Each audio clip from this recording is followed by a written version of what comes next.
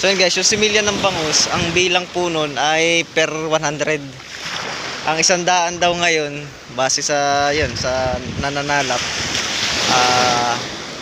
30. So ginagrind nga pala nila yan guys, para maging ganito, para magandang kapitan na pintura. Dito sa gawing ito guys, sa balon natin.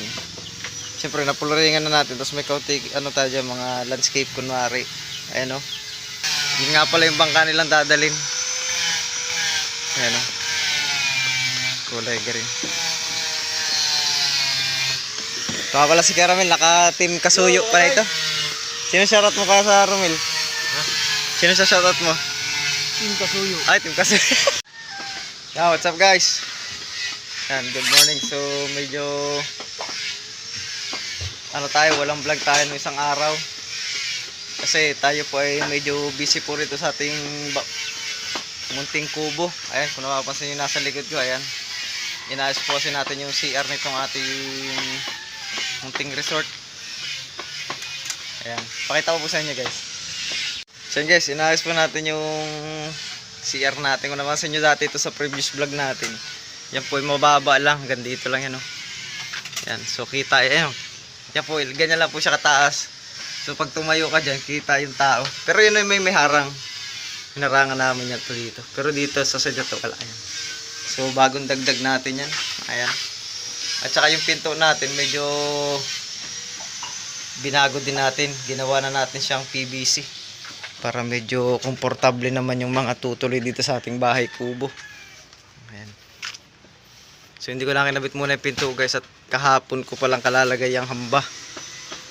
Kakabit ko na siguro yung pinto pagka natapos na natin lahat yan ngayon. Ayan o. Ayan. Pero dito sa gawing ito guys, sa balon natin, siyempre napularingan na natin. Tapos may kauti, ano tayo dyan, mga landscape kunwari. Ayan o. Aba, hindi na rin masama yung landscape natin guys, ano. Tapos yan yung kubo natin. Ayan yung timpla natin, simento.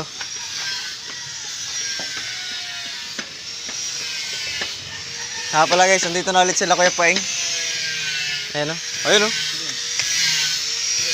Mga viewers natin na taga Subic. Ayan o. Vlog to, vlog. Sino si shoutout mo? Shoutout. Nako pala. Nakakakilala sa akin dyan. Ayan, nagagawa si Kuya Paeng ng pangpasak sa kawayan.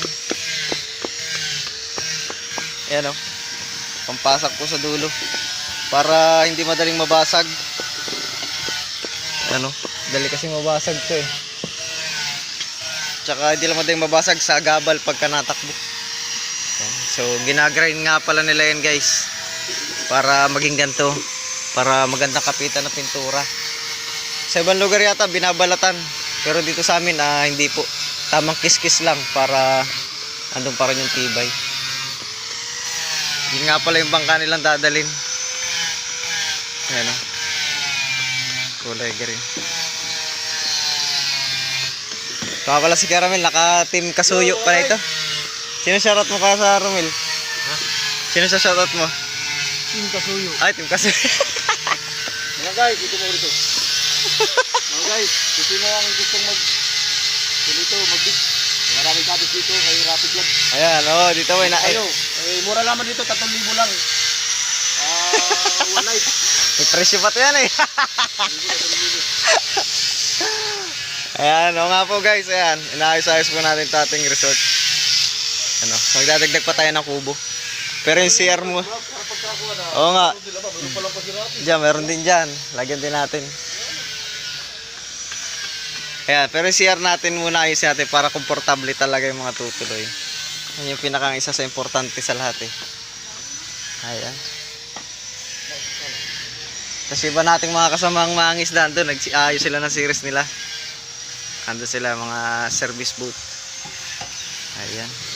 So habang napalata kasi yung timpla ko ng semento, medyo papatigas-tigasin natin ng konti kasi pang ano yan eh, pang kamada ng hollow blocks. Ayan.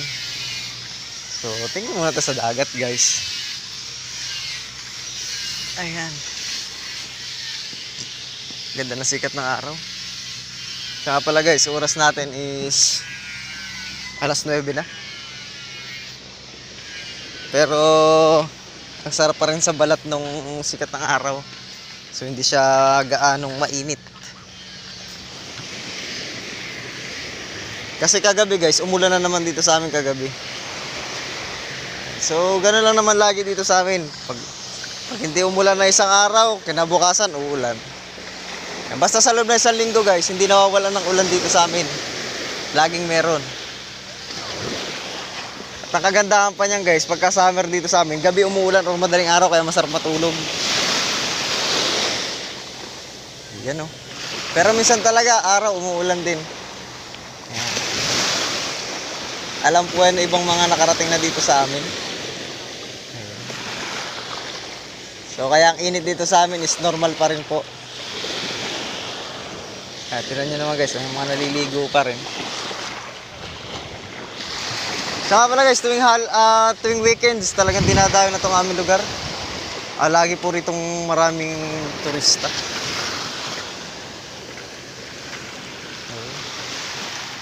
So siya nga pala guys, doon sa iba na namamasyal dito sa amin, pa-concern lang po sa basura guys. Ano po? Pakisinop lang po yung mga plastic. Or kung kayo man po ay nakitent lang dito sa tabing dagat, pwede nyo naman pong ihabilin yung inyong basura dun sa kalapit bahay na inyong pinagtayuan ng tent para po maitapon ng maayos. Ayun. Para hindi po naiiwan sa tabing dagat yung ating mga kalat. Kasi yan po ay nag-i-effort po kasi yung mga taga-barangay dito sa amin. Yan, tuwing linggo po sila nagwawalis ng tabing dagat. Kaya pasinop na lang po ng mga basura sa lahat po ng aming mga bisita lagi rito sa Dinahican, Infanta, Quezon. Tsaka pala guys, nabalita ang Infanta kahapon. Diyan sa kilometer 3. Diyan sa may Magsaysay. Totoong maganda po dyan, napakalamig po ng tubig dyan, fresh water. Ayun. Tapos pag dinire-diretso nyo yun guys, mula kilometer 3, bayan na ng Infanta, kasunod doon, 12 kilometers mula bayan ng Infanta hanggang dito sa amin, dulong barangay na ito na Infanta. So Dinahican, mararating nyo ito guys, Dinahican. So, tabing dagat naman tayo. Ayan, sa mga gusto pa rin magbakasyon, habol pa. Ayan o, lalo na yung mga nasusobrang naiinitan na ng dyan sa Manila or sa saan man lugar na bihirang umulan. At random talaga ang tagtuyot. So, pasyal lang kayo dito guys. So, sa mga subscriber ko dyan, basta message lang kayo sa ating Facebook page. Ano po? At tayo na may inaayos natin yung ating munting kubo. Talaga magdadagdag pa tayo ng cottage para maging komportable kayo. Ayan. So, yun lang muna guys yung ating update. At tayo po ay birang makapag-vlog ngayon. Taga-inasikaso ko po yung ating bahay kubo. At yun, yung CR nga muna ang aking inaayos naman ngayon para medyo maganda at maayos. Oy! Ayan guys, salok. Marami. 300 dan, isang kalat. Magkano na similya ngayon? 30 isang daan. Ayos eh. Ayun guys, may plaka po yan. Ayun, may registro. So yun guys, yung similya ng bangus, ang bilang po nun ay per 100. Ang 100 daw ngayon, base sa yun, sa nananalap, 30. So kada kalat daw niya, nakakakuha siya ng 300 piraso or 500. Kada isang kalat niya, may siya, may 90. Kung 30, kung 300, di po ba sa 30? Ayos din. Marami pong similya ng bangus dito guys, lalo gantong lantapin. Ayan. So yun lang muna guys, ano, ang update ko sa inyo. So keep on watching po lagi sa ating vlog. Salamat ng marami sa suporta guys. So ingat lagi. God bless.